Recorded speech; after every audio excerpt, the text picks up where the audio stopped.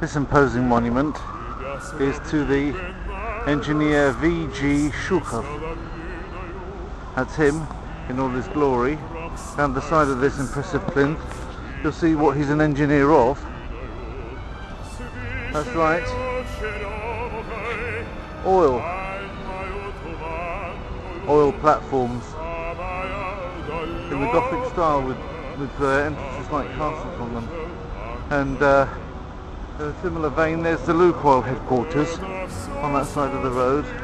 Lukoil helped to produce that monument to Shukhov, who was one of the first Lukoil people working on the oil.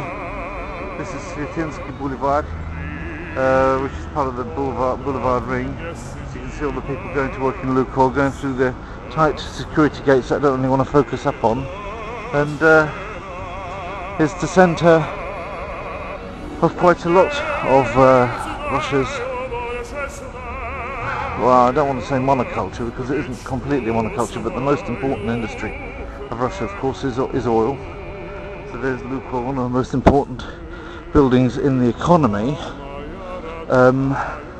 Others are not far away. Beyond it there was the previous headquarters of Yukos, which has now been sort of dismantled. That was Hodorkovsky's whole business. And then the head offices of TNK are a little bit further on, nearer to my hotel. So within a kilometre of here, very, very important companies, the like of which produce more revenue than many countries, and which are in a sense better at capitalism, although they derive from communism. They're better at capitalism than many capitalists that have been so for centuries.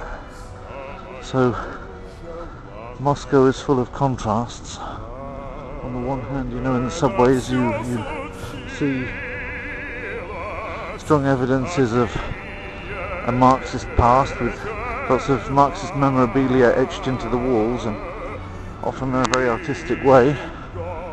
And then next to that you can see buildings which house some of the most rich individual gentlemen of our times.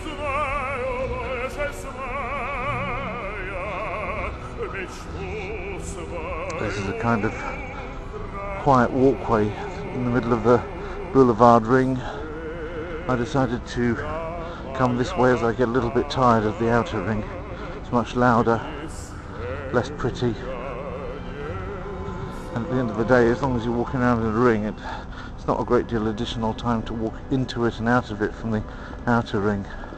At least not so on the northern part of Moscow's centre. Yesterday on the southern part it was quite a walk from the outer ring, or Sadovoye Koltso, into the Boulevardное Koltso. That was rather a bigger effort,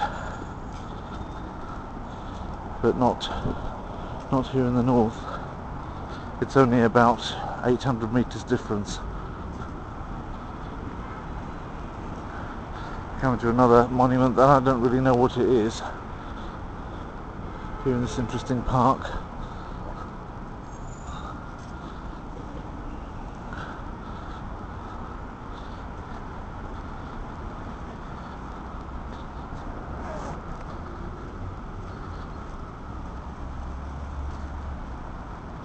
I'll see in a second what kind of... That's quite a big dog that person's got walking around in here. Quite chubby and stocky. So who's this a monument to? I asked myself. Marxism. Dal мне величайшее счастье. Krupskaya.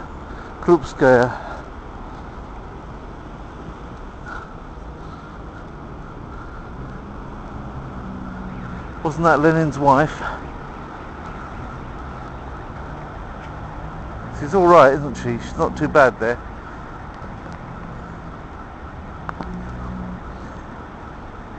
I would.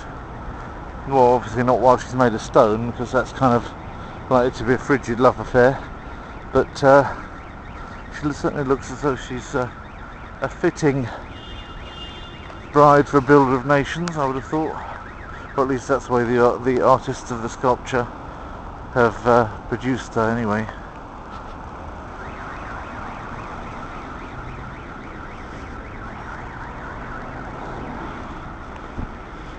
So there she is saying how Marxism made her very happy. I have thought it would have done.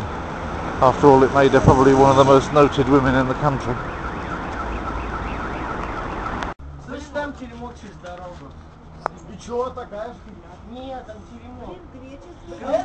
Да.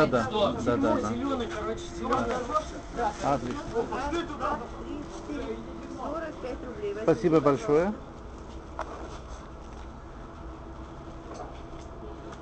So there's Russian money, for those of you that are interested in what Russian... спасибо. There's the Mudavulka. This is made from on the premises, bottled on the premises fresh. It's a light alcoholic with honey drink. So there's the 500 rubles. That's what 100 rubles looks like. It's got Peter the Great on it. And 10 rubles. That looks like that, 10 rubles. And here goes the making of the pancake. This one's called the Greek one, I think, because it's got the cheese on it going on with brinza and a bit of bacon there and plenty of spices.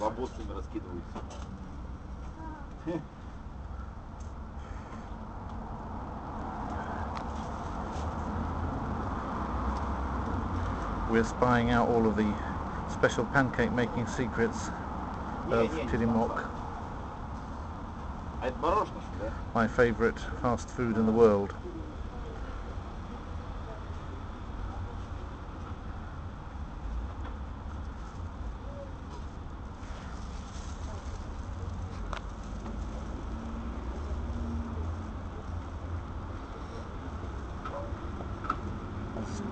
I'd have a special roller like this, which rolls out the pancake mixture evenly over the hot plate, and you put some of this eggy stuff on it, and then you've got to use this to turn it over onto the second hot plate. It sits nicely done on one side, and while it's doing on the other side, the side that's already done gets the ingredients. This is going to be an Ilya Moromitz pancake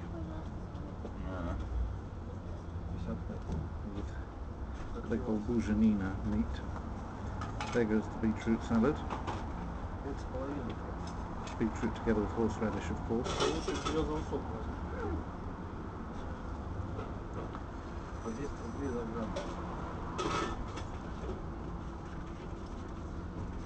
There's the mushrooms, there's the cheese.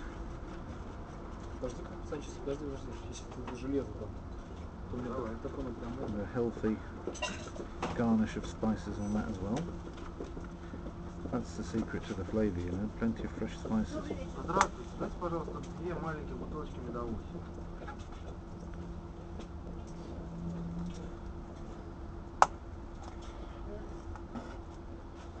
And all the packaging is made from paper, so it's all biodegradable, no plastic there, which is very healthy. You just eat it straight from the paper, so it's excellent for the environment. You couldn't get better than that.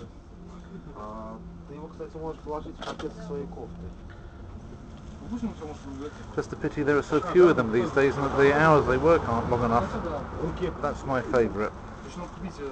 So here's the poster, up with all the other posters on the wall, of a concert which will be in the court of the Kremlin on the 19th, 21st and the 22nd of November. It'll be Dmitry Kvorostovsky and Igor Krutoy. Krutoy is the guy that looks like the guy of Star Trek, the you know, not the original Star Trek, the guy that plays Picard, is it?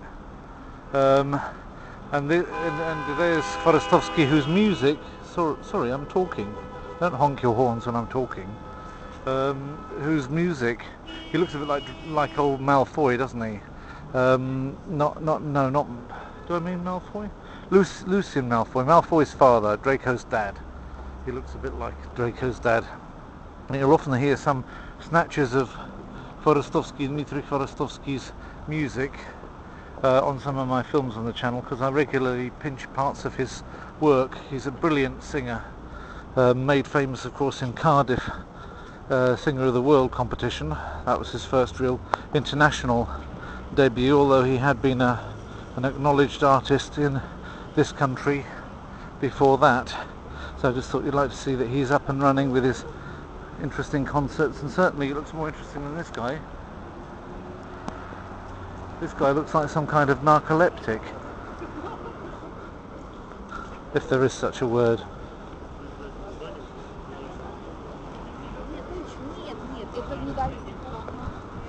And that metro station over there is Turgenev's metro station.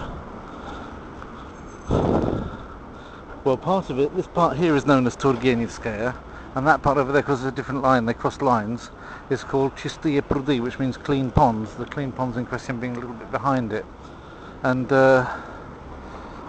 Turgenev, of course, one of the great pillars of the Russian novel.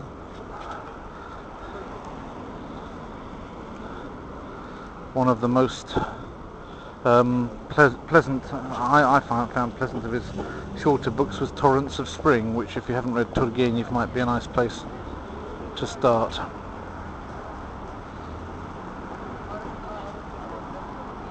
Whilst looking back over the Turgenev thing there, you've got the Lukoil building again, which I filmed in the morning, in the light of course then. There's a typical post office, Pochta России. This is Masnitskaya, which is quite an interesting place.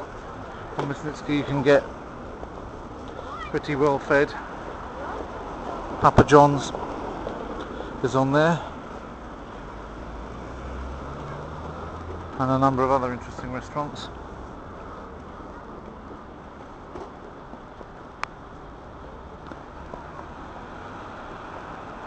If you look at the metro station there, you'll see the T, the side bars of it comes slightly down, as though they wanted to turn into the other kind of T, the one that looks like an M. That's a very typical Soviet rendering of the letter T. Looking decidedly old-fashioned these days, but Russians also quite like that, the retro style.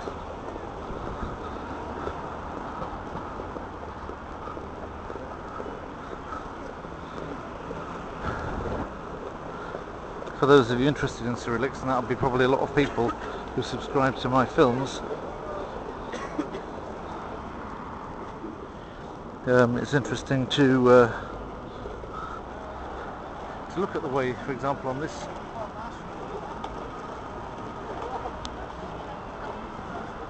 even on this you've got interesting sort of decorations being done around the Cyrillic alphabet. There we go.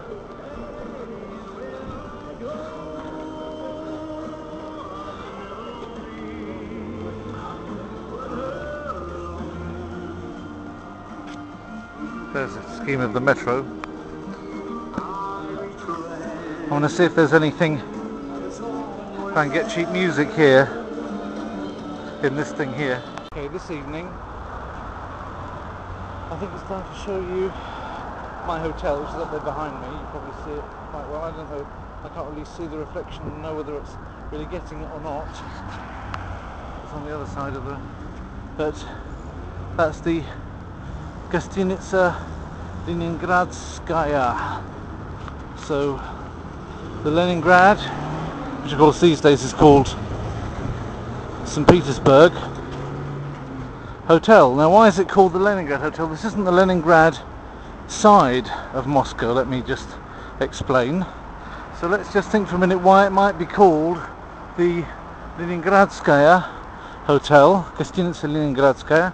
The reason is that over there on the other side of that bridge you've got three stations. You've got, I think it's Kazansky, and there's one of them, I can't remember the third, if it's not Ryazansky, and then you've got Leningradsky. So the station that goes up to Leningrad is just across the way there, so it's one of the important stations linking the two biggest cities of Russia together. The trains come in and finally come to rest at that point there, and so it's interesting, the trains to Riga leave from due north of the centre, and then of course Riga is due east, so in order not to get the lines muddled up, I suppose that pushes everything round a little bit, and there aren't any real trains that go out due. No, the going out due west is the Belaruski Vokzal, the line that goes down to Belarusia. So just going across here to get a bottle of water, because I ran out last night and I didn't remember buying it on the way, so hopefully one of these booths will still be open. So I'm already caught in the crossfire a little bit, because the little green man's turned into a red man, and nobody has much respect for the pedestrian if you haven't got the right of way. We'll see whether there's a chance to get some water here. No, unfortunately no water around here, which is a bit of a pity. Everybody's gone. They seem to finish a little bit earlier than people need them to, but there is a bunch of shops up there, so I think I might get something there if I can't get it here. It's not like there's a shortage of businesses around here. Something's got to be open. Coming this way, my efforts have been rewarded. Right next to the hotel is a chirimok, which I didn't even know it was here. So that's good. In the morning I'll know where to come, or tomorrow I'll know where to come from the hotel to get a pancake. So you can see that the way the medovukha and the kvass get taken from the keg, it's they tapped into the bottles, and then they've got the usual stoppers with the, what I call the neb at the bottom. So the neb is the bit that goes on when you put the stopper on, but you can't take it off again. It kind of rips when you open it. The one-way part of a composite bottle stopper. That's what hotels use, by the way, when you think you're getting, and often catering, when you think you're getting water in a bottle which is real water, it's just basically, often it's tap water, and people have these bottles where you can simply buy the nebs for them, and the tops together with the nebs separately. Neb is a word I completely invented as an example of whether you can actually make a word up for something which is completely without etymology, because neb doesn't mean anything other than actually it does have one meaning, but it's nothing to do with that, so there's no etymological link, and just see if it can catch on. So I'm calling the neb is the sort of the part around the bottle where the bottom part here below the actual top that you take off. The neb is the ring of plastic which stays behind, and that's I'm just a coinage of mine just to see if it can catch on, so I'm using it. And so you have to be a little bit careful when you don't buy gassy water, when you just buy plain water. It can easily be tap water in hotels, so. And here goes the good old Greek pancake again, second in one night. I love it. I'll tell you, I'd rather eat a Russian pancake walking down the street than just about anything else sitting at a silver service and getting served by a fancy waiter in a fancy waiter's coat, because there's nothing like the taste of a fresh Russian pancake. It's worth coming for just for this, really. So if anybody's bored of pancakes, I tell you, they're bored of London and they're bored of life and all the other things that Samuel Johnson said a long time ago. Anyone who gets bored of London now is quite understandable, but you can't get bored with a Russian pancake. I mean, you'd have to be like gluten intolerant to not want a Russian pancake.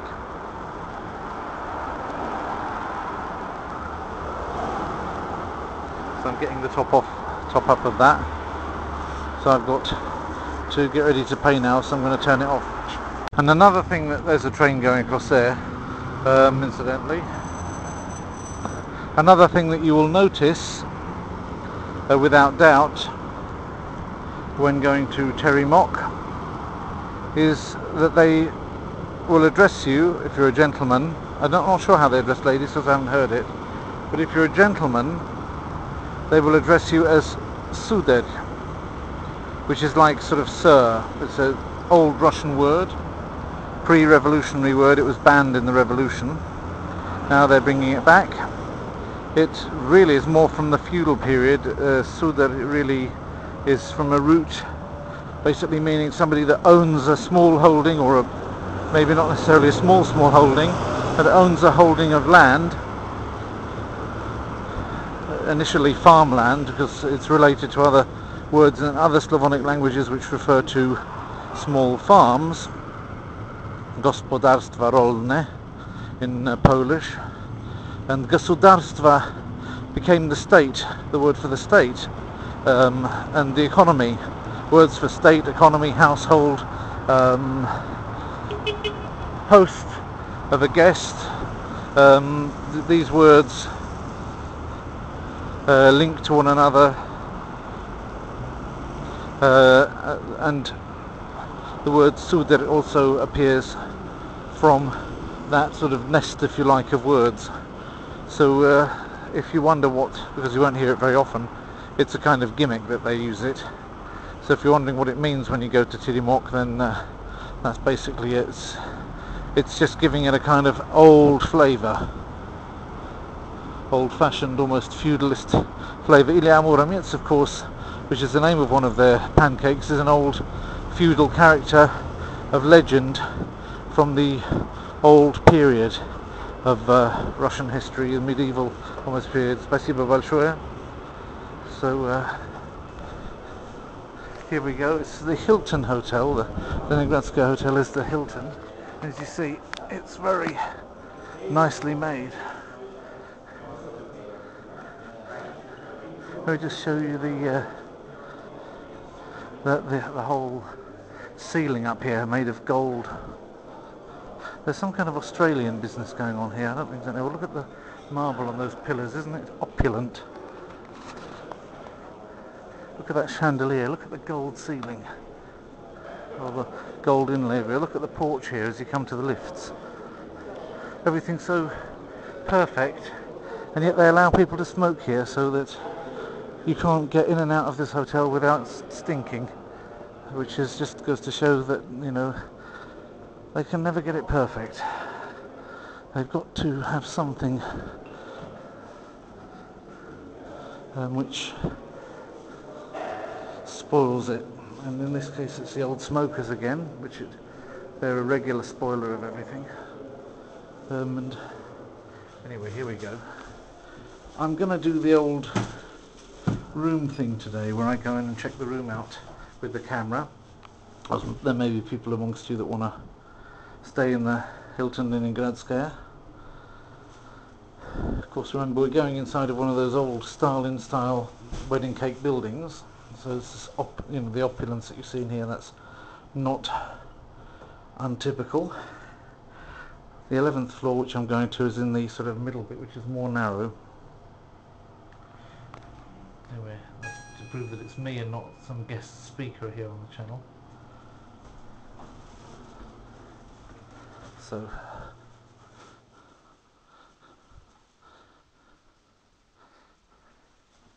this is good. This is the thing I like to use. Let me just. It shows you instructions. One is here. 2 is the paste, and then 3 is this. Either the light or the dark. Mine is going to be dark, so I'll do it again for the other shoe. 1, then 2, and 3. Of course, that was just a very cursory clean. I'll do a better one in the morning. That was just to show what these things do, just in case I've got anybody that hasn't used one of those before. I can't imagine that I would have, because they're very common in hotels, but I get some people that are still quite young that may not have seen them yet, and so therefore there's a chance to look at them before here before you see them in real life, and then you won't be taken surprised by these strange shoe cleaning machines. So here it goes. That's my room, no smoker, 1110. And let's do the old, just going to put some things down. As you see, I'm filming continuously, I'm not stopping. So, what have we got here? I just got a little bit of chocolate, just a little. There's my check gold list waiting to have a bit more done on it. There's the bed. I shall see, I'm not stopping just from coming in. I haven't taken my kit off yet. So I'm just going to put my hat down on there.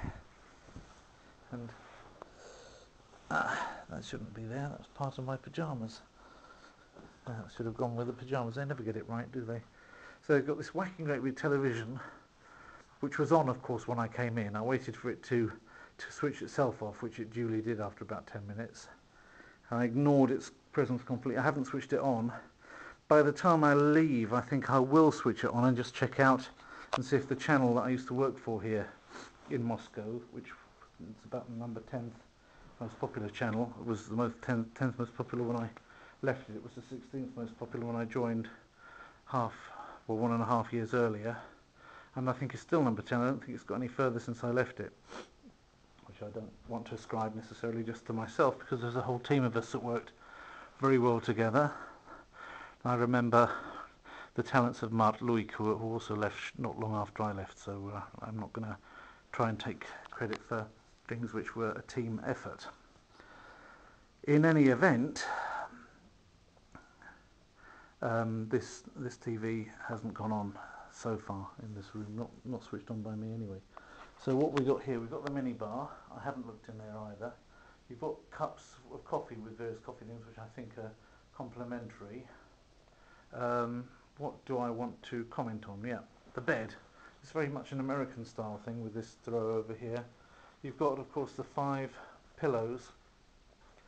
In a Hilton hotel, you always have 5 white pillows, 3 at the back, 2 at the front. They represent, of course, the 5 smooth stones, which David, the sweet psalmist of the Lord, took from the brook Kedron in order to fight with the giant Goliath. And these 5 pillows, they represent those stones, although of course they're a lot bigger than the small pebbles that David took from the brook. But the idea is that you only have to hit your head on one of them and you're out for the count. No matter what kind of Goliath kind of insomnia you think you might have, you're going to basically be knocked out by those pillows.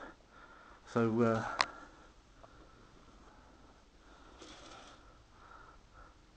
of course, this isn't the Paris Hilton, this is the Moscow Hilton. I could have tried the Paris Hilton, but I haven't done so yet. I don't know how receptive she's going to be, but in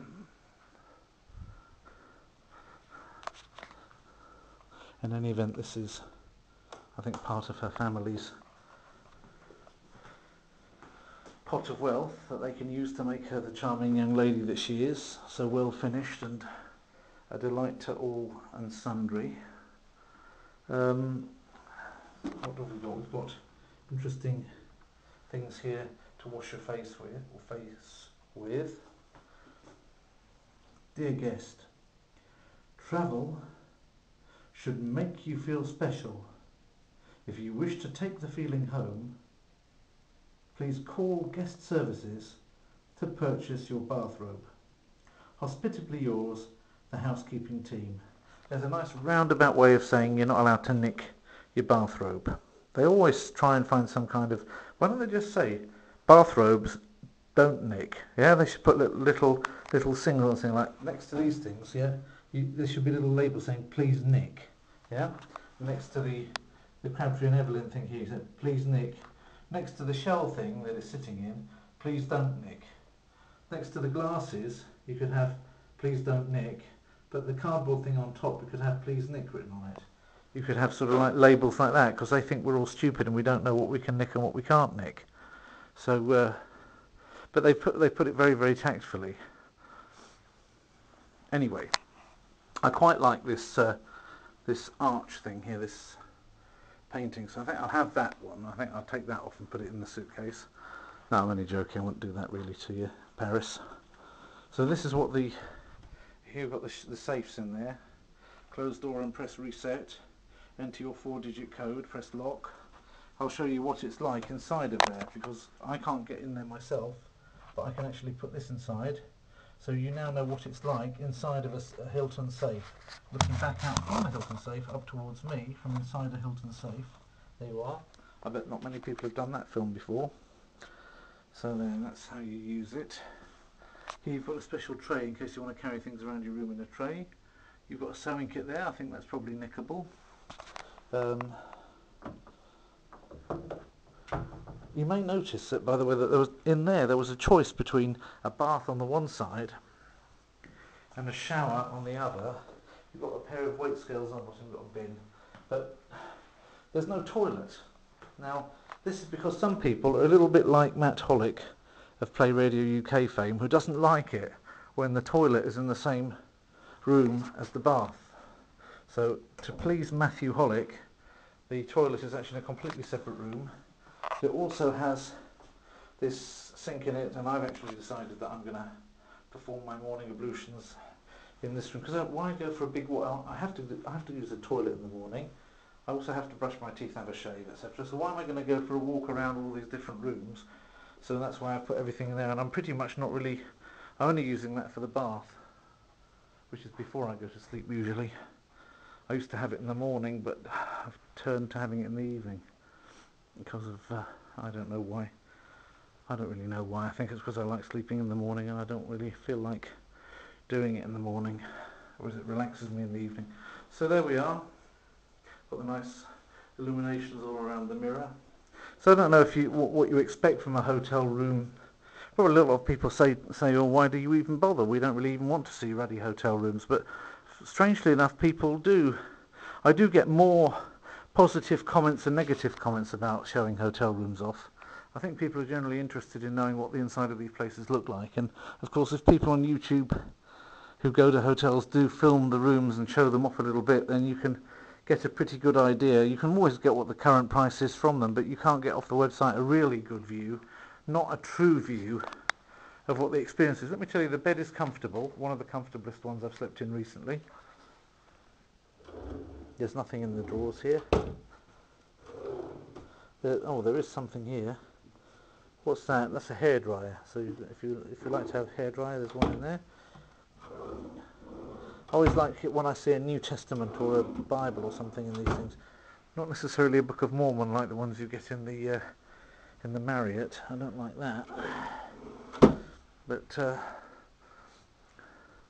the Book of Mormon, I don't necessarily offend you if you're a Mormon, but I can tell you I don't consider it to be inspired at all. And I'll tell you why. If it was, then the language would still be living on like it is in all the other scriptures. God hasn't yet spoken to us in a book where the language has been lost afterwards and needed to be translated by some strange miracle and couldn't be studied objectively. So that's why I don't believe in the Book of Mormon. That's one reason, and then the other reason is the same reason why I don't believe in the Quran. I basically don't believe in books that just rehash scripture in scriptural style but then get it wrong. It just doesn't have the flavour of the divine to me, either the Book of Mormon or the Quran. And I have read both of them incompletely, but partially. I will read them both in the end. It's just time away from reading things which are a little bit more wholesome. But I'll read them in order just to be able to challenge them. So there we are. Okay, that's enough about that, I suppose. What more can I say? There's some interesting magazines here. This one just shows how it's the end of the era of Mayor Lushkov. I liked him. He gave me a present one time. Why did he give me a present? He doesn't know me personally, but he didn't meet me personally like some other people did. But he gave everybody that had a baby in Moscow during his tenure a set of baby clothes and things like that. in order to say thank you for having a baby in Moscow and contributing to the economy. And therefore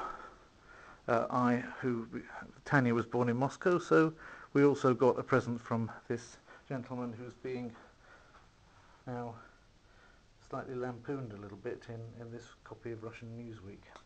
So, and he did a lot of road building, and I think he did a lot of good. But he was a strong mayor, and I think you need strong mayors in cities for them to work. Anyway, enough of that. You've seen the Hilton Leningradskaya rooms, you've seen the lobby, you've seen it from the outside a bit. Oh, what else can I do? I can show you the view from the window, of course. That's what I should do. And I'll do this again in the morning, because you can't see much at night. That's looking out onto the Alpha Bank building and the Ross Bank building headquarters. That's what all of that complex is, going all the way down there. You can't see all of it from here. And then over there you can just see Television Tower in the distance. I'll show you it in the morning because I can't really see it, but over there you can see the place where I walk to, and there is a Teremok down there. I didn't know why I didn't notice it last night, but it's just down there, the Teremok that you just saw me walk to and get the pancake from, which I'm now going to partake of. So here we are in the morning. That's the Leningradsky scene from outside in the morning. This, of course, is Leningradsky Vokzal, which is the station not far from it. So there's the Leningradsky Vokzal, the train station I talked about, which goes to Leningrad. That's Yaroslavsky, not Ryazansky. This is Kazansky on this side, with the metro on it, which is Komsomolskaya metro, Komsomol metro station. And so it's 3 big stations all in one square. It's quite some interesting architecture, a big park in the middle with some statues. So that's what it's all about here. Oi, oi, oi, oi.